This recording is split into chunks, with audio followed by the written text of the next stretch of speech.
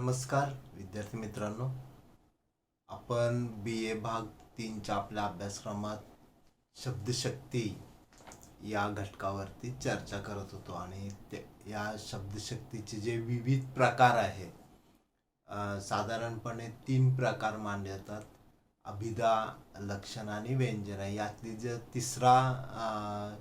तिसरी जी शक्ती आहे त्या तिसऱ्या शक्तीच्या म्हणजे व्यंजन शक्तीच्या प्रकारावरती आपण चर्चा करत होतो. त्यातला शाब्दी व्यंजना आणि अर्थी व्यंजना असे व्यंजनेचे दोन मुख्य प्रकार, त्यातल्या पहिल्या प्रकारावरती आपण चर्चा केली. त्यानंतर आपल्याला आज जी चर्चा करायची आहे ती अर्थी व्यंजनेच्या अनुषंगानं. तर आपण पाहिलं की जी शक्ती शब्दाशी निगडीत असते ती म्हणजे व्यंजना शक्तीमध्ये जी शब्दाशी निगडीत ती शाब्दी व्यंजना आणि अर्थाशी जी निगडीत आहे ती अर्थी व्यंजना. या प्रमाणे व्यंजना ही जशी शब्दाच्या ठिकाणी असते तशी अर्थाच्या पण ठिकाणी असते, हे आपल्या लक्षात येतं. या व्यंजनेचे जे प्रकार पडलेत की अर्थी आणि शाब्दी, तर व्यंजनेचं खरं सामर्थ्य जे प्रकट होतं ते अर्थी व्यंजनेतून, हे महत्वाचं आहे.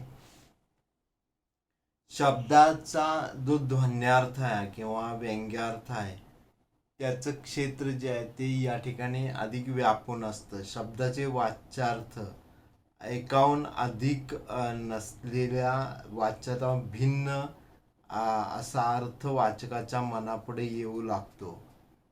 त्याला वाचक अगर लक्षक शब्दांचे सहाय्य लागत नाही, केवळ अर्थ व्यापार तिथे होतो. म्हणून या व्यंजनेस अर्थी व्यंजन असे म्हणतात. म्हणजे काय तर ही शक्ती जी आहे अर्थी व्यंजना ही कुठल्याही विशिष्ट शब्दावर अवलंबून नसते, तर त्या शब्दाचे जे ज्ञात अर्थ असतात त्यावरती अवलंबून असते. व्यंजना व्यापार घडवून आणून हे अर्थ इतर काही नवे अर्थ व्यक्त करतात.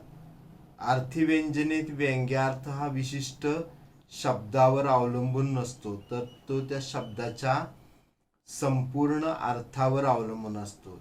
या व्यंजनेत वाचक अगर लक्षक शब्दांचे सहाय्य मुळीच लागत नाही.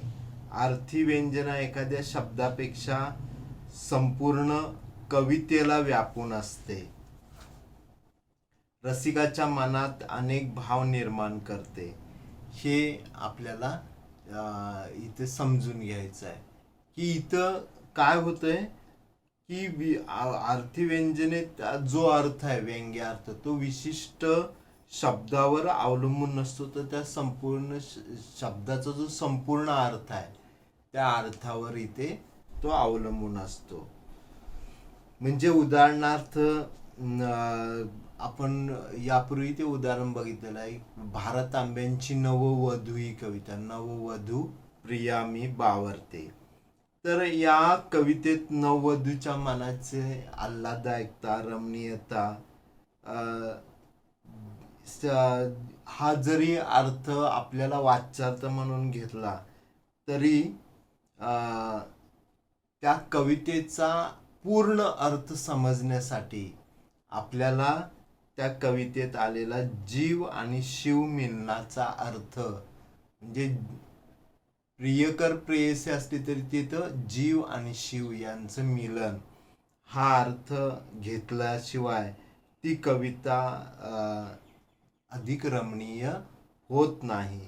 आणि तो अर्थ ज्यावेळेला मनात येतो त्यावेळेला आपल्याला म्हणजे रसिक वाचकाला एक आनंद मिळतो. म्हणून इथं वाच्यार्थावरून व्यंग्यार्थ सूचित होतो हे आपल्याला लक्षात घ्यावं लागतं. आणि हीच अर्थी व्यंजन म्हणजे अर्थावरती अधिकतर इथे आपल्याला लक्ष द्यावं. म्हणजे आता तुमच्या लक्षात आलं असेल की आपण ज्या वेळेला अभिधामूलक व्यंजनेचं शाब्दिक व्यंजनेचे प्रकार पाहिले त्याला काय झालं की एक अर्थ जो आहे तो म्हणजे कवितेच्या शब्दात दोन अर्थ आले तर ती एक संदर्भानं नियंत्रित होत असतो आणि लक्षणामूलक मध्ये लक्षक शब्दावर व्यंग्यार्थ आदिष्टी म्हणजे तिथं लक्षाने आलेला लक्षार्थ जरी लक्षात घेतला तरी आपल्याला तिथे व्यंजनेची मदत किंवा सहाय्य घ्यावं लागतं तर ते लक्षणामूलक होते. ती म्हणजे शाब्दी व्यंजनेची ते अर्थी व्यंजनेत ही शब्दावर अवलंबून नाही तर पूर्ण त्या शब्दाच्या अर्थावर अवलंबून असते आणि रसिकाच्या मनात विविध भाववलये निर्माण करते. तर या अर्थी व्यंजनेचे जे प्रकार आहेत तर त्या प्रकाराकडे वळूया आपण. या अर्थी व्यंजनेचे जे प्रकार आहेत ती उपप्रकार 3 पडतात. एक आहे तो वस्तुध्वनी, दुसरा प्रकार आहे तो अलंकार ध्वनी आणि तिसरा आहे तो रसध्वनी. तर ज्याला वाच्यार्थ वस्तुध्वनीविषयी आपण माहिती घेऊया. म्हणजे लक्षात घ्या अर्थी व्यंजनेचे जे उपप्रकार आहेत ते किती 3, वस्तुध्वनी, अलंकार ध्वनी आणि रसध्वनी असे 3 प्रकार तिथे पडताना दिसतात. तर त्यातला पहिला वस्तुध्वनी. वस्तुध्वनीमध्ये काय होतं, वाच्यार्थातून व्यक्त होणारा व्यंग्यार्थ जेव्हा केवळ एखाद्या वस्तूच्या किंवा कल्पनेचा आविष्कार करतो तेव्हा त्यास वस्तुध्वनी म्हणतात.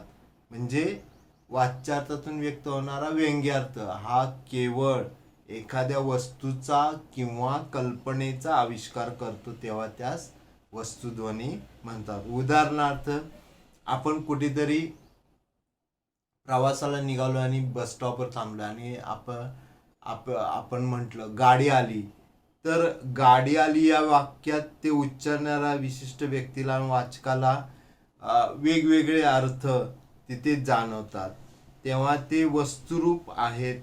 जेव्हा व्यंग्यार्थाने जाणव भावार्थ साध्या वाच्यातून सांगता येत असेल तर ती वस्तू ध्वनी व्यंजन आपल्याला म्हणता येते. उदाहरणार्थ मर्ढेकरांची कविता आहे, कुणी मारावे कुणी मरावे कुणी जगावे खाऊनी दगड, वितळूनी कुणी आयुष्याला ओतावे अन सोन्याचे घड. या कवितेतला व्यंग्यार्थ हा वाच्यार्थामधून सांगता येतो पण दुसऱ्यासाठी कष्ट उपसणे एवढाच काही माणसांच्या नशिबी भोग असतो असा आपल्याला इथं वाच्यार्थ घेता येईल. कुणी मारावे कुणी मरावे म्हणजे दुसऱ्यासाठी कष्ट उपसणं हा वाच्यार्थ झाला. पण दगड खाऊन जगणे अगर आयुष्याला वितळून सोन्याचे घड ओतणे या ठिकाणी मात्र लक्षार्थ घ्यावा लागतो. यामधून सुचवला गेलेला अर्थ वाच्य होऊ शकतो. तो दुसऱ्यांसाठी घाम गाळतो त्याचा उपभोग दुसरेच घेतात. म्हणजे जो माणूस कष्ट करत असतो पण त्या कष्टाचं फळ त्याला मिळत नाही तर आणखीनच दुसरे कोणीतरी घेऊन जातात. हा वाच्यार्थ इथे सूचित केलाय म्हणून ती वस्तुध्वनी व्यंजना आपल्याला म्हणता येईल. म्हणजेच काय की आता हे कवितेचं आहे पण मगाशी आपण उदाहरण पाहतो गाडी आली म्हटलं तर तिथे एखादं कुटुंब आहे त्यांना वाटेल की म्हणजे संदर्भाने अर्थ तिथे बदलत जातील की प्रवास आहे किंवा कोणाची आपण वाट बघतोय आणि वाट पाहताना ते पाहुणे येणार आहेत तर त्यावेळेला गाडी आली म्हटलं तरी लगेच आपल्याला तिची सूचना होते. किंवा तपासणी पथक येतं तर अशा वेळेला ह्या गोष्टी आपल्याला लक्षात घेता येतील. म्हणजे वस्तुध्वनी व्यंजना जी आहे ती व्यंग्यार्थातनं जाणवणारा भावार्थ जो आहे तो पुष्कळ प्रमाणात साध्या वाच्यार्थाने देखील आपल्याला सांगता येतो. साध्या वाच्यार्थानं सांगा म्हणून ती वस्तुध्वनी व्यंजना होते. दुसरा जो प्रकार आहे तो अलंकार ध्वनीचा आहे. अलंकार ध्वनीमध्ये यामध्ये व्यंग्यार्थ जो आहे तो वाच्य होऊ शकतो. खरे म्हणजे अलंकारानं काव्याची शोभा वाढते. जेव्हा मुख्यार्थाला अलंकृत करणारा अलंकार हाच प्रमुख होतो तेव्हा अलंकार हा ध्वनी तिथे होत असतो.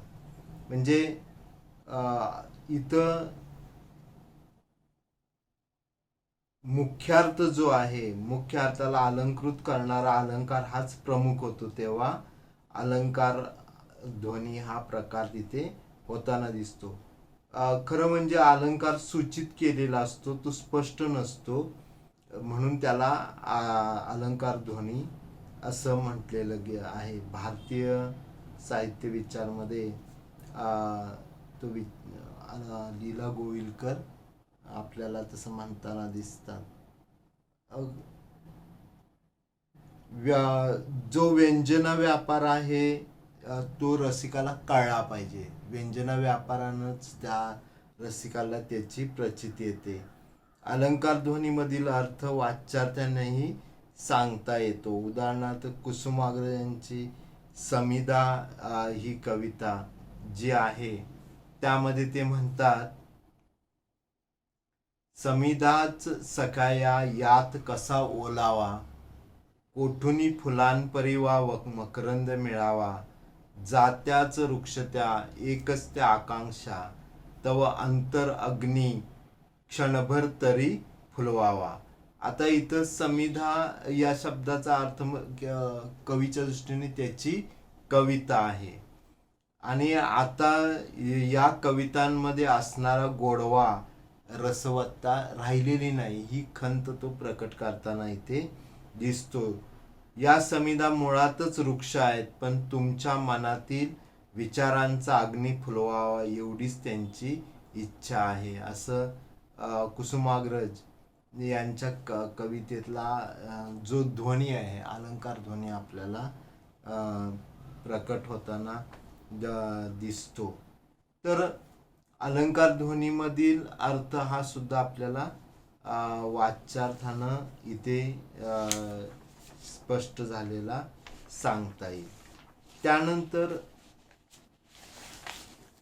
तिसरा जो प्रकार आहे तो म्हणजे रसध्वनी. आता रसध्वनीवरती जी चर्चा आहे ती आपल्याला अधिक इथे करता येईल. रसध्वनीला अलौकिक ध्वनी असंही म्हटलं गेलेलं आहे, हे लक्षात घ्या. रस म्हणजे जे अर्थव्यंजनेचे प्रकार पडतात त्याच्यात ही अलंकार वस्तुध्वनी, अलंकार ध्वनी यांना लौकिक ध्वनी म्हणतात, आणि जो रसध्वनी आहे त्याला अलौकिक ध्वनी असं म्हटलेलं आहे. रसध्वनी हा वाच्यार्थाने कधीच प्रकट होत नाही. त्याचे आकलन होण्यासाठी रसिकाजवळ प्रतिभाशक्ती असावी लागते, म्हणून याला अलौकिक ध्वनी असे म्हटले जाते. ध्वनिकारांनी यालाच काव्याचा आत्मा म्हटलेला आहे. हे आपण मागे पाहिलं की काव्याचं लक्षण ज्याला बघितलं साहित्याचं स्वरूपामध्ये, त्यात आनंदवर्धनाचं जे त्यांनी सांगितलेली काव्याचं व्याख्या होती, कोणती, काव्यस्य आत्मा ध्वनी. तर तो ध्वनी हाच काव्याचा आत्मा मानतो. तर तो ध्वनी ध्वनिकार जे आहेत ते रसध्वनी या अर्थानं मानतात. तर रसप्रतीती ध्वनिरूप असते असं हे जे ध्वनिवादी आहेत ते म्हणताना दिसतात. काव्यातील सौंदर्य जाणवणे, रसप्रतीती घेणे यालाच रसध्वनी असं म्हटलं जातं. आता उदाहरणार्थ आपण पाहिलेली बालकवींची औदुंबर सारखी कविता, छोटी कविता पण कितीतरी त्यामध्ये अर्थ ध्वनित होताना दिसतात. म्हणजे हा औदुंबर जळात पाय टाकून जळात बसला, असला औदुंबर म्हणताना असला म्हणजे कसला औदुंबर आहे, कोण आहे तो? संन्यासी आहे, लहान मूल आहे, किंवा एखादा व्रतस्थ व्यक्ती आहे, कोण आहे? ही जी अर्थ आपल्याला तिथे मनात येतात ते सगळे हे रसध्वनी आहेत. किंवा तांब्यांची 12 तांब्यांची नववधू कविता, माधवराव पटवर्धनांची म्हणजे माधवजिल्ह्यांची संगमोत्सुक डोह, यासारख्या कविताचा जर आस्वाद घ्यायचा झाला तर आपल्याला तो प्रतिभेशिवाय घेता येत नाही. कारण रसिकाच्या मनात अनेक भाव तरंग या कविता वाचताना निर्माण करत असतात. रसध्वनी व्यंजना रसिकाला एका वेगळ्याच विश्वात घेऊन जाते. सर्व रसांची प्रतीती ही ध्वनिरूपच असते, असं आनंदवर्धनानं म्हटलेलं आहे. तर रस ध्वनी म्हणजे सर्व रसांची प्रतीती ही ध्वनिरूप असते. यातच आपल्याला ध्वनी काव्यातलं ध्वनी सौंदर्य काय किती महत्वाचं असतं ते आपल्याला समजतं. उदाहरणार्थ विंदा करंदीकरांची किंवा तसेच घुमते शुभ्र कबूतर यासारखी कविता आपल्याला लक्षात घेता येईल. माझ्या मनात उंच मनोरे, उंच तयावर कबूतरखाना, शुभ्र कबूतर घुमते तेथे, स्वप्नांचा खाऊनिया दाना, शुभ्र कबूतर युगायुगांचे, कधी जन्मले आणि कशास्तव, किती दिवस ते घुमवायचे, अर्था वाचून व्यर्थ न काख, प्रश्न विचारे असे कुणीतरी, कुणी देत असे अगम्य उत्तरही, गिरकी घेऊनी आपणाभोवती, तसेच घुमते शुभ्र कबूतर. आता इथं जो वाच्यार्थ आहे तो कवी काय म्हणतो की माझ्या मनात अनुभवांचे उंच मनोरे उभे आहेत, कबूतरखाना त्यापेक्षा उंच आहे, त्यात एक शुभ्र कबूतर स्वप्नांचे दाणे खाऊन घुमते आहे. हे कबूतर युगायुगांपूर्वी जन्मलेले आहे, किती दिवस हे घुमत राहणार आहे माहीत नाही, त्याच्या घुमण्याचा अर्थ लागत नाही. या कबुतरासंबंधीचे प्रश्न नेहमीच कुणीतरी विचारित असते, त्यांना न कळणारी उत्तरे ही दिली जातात. स्वतःभोवती गिरकी घेऊन हे कबूतर घुमतच राहते. हा काय झाला कवितेचा वाच्यार्थ. म्हणजे सरळ कवीला काय म्हणायचं आहे ते आपल्याला लक्षात येतं. पण त्याच्या पुढं आता जो आपल्याला व्यंग्यार्थ लक्षात येतो, ध्वनित अर्थ जो आहे, ध्वन्यार्थ जो आहे तो कसा लक्षात येतो, तर हे जे शुभ्र कबूतर आहे ते म्हणजे आत्मतत्व, ते आत्मतत्वाचं प्रतीक बनतं. सर्व अनुभवांच्या उंचीपेक्षा ते अधिक उंच आहे. या आत्मतत्वाविषयी वेगवेगळे विचार मांडले जातात. हे विचार स्वप्नासारखे असतात. युगायुगापासून या आत्मतत्वाचा माणूस शोध घेत आहे आणि तो कधीही अजून संपलेला नाही आणि किती काळ चालणार आहे तेही कळत नाही. तर असं आत्मतत्वाविषयीचा जो विचार आहे तो कवितेचा काय आहे, व्यंग्यार्थ आहे. आणि तो समजून घेण्यासाठी आपल्याजवळ प्रतिभेची गरज आहे, म्हणजे रसप्रतीती. त्याशिवाय त्या कवितेतली आपल्याला प्रत्ययास येणार नाही. म्हणून व्यंजना शक्तीनं जो अर्थव्यंजनेचा जो प्रकार आहे, म्हणजे शब्दाच्या अर्थावरती ती अवलंबून असते, ती महत्वाची त्याचा विचार इथे आपण केला. तर मित्रांनो, असे हे व्यंजनेचे जे मुख्य दोन प्रकार, शाब्दिक व्यंजना आणि अर्थव्यंजना, त्यांच्या उपप्रकाराविषयीची चर्चा आपण आतापर्यंत केली.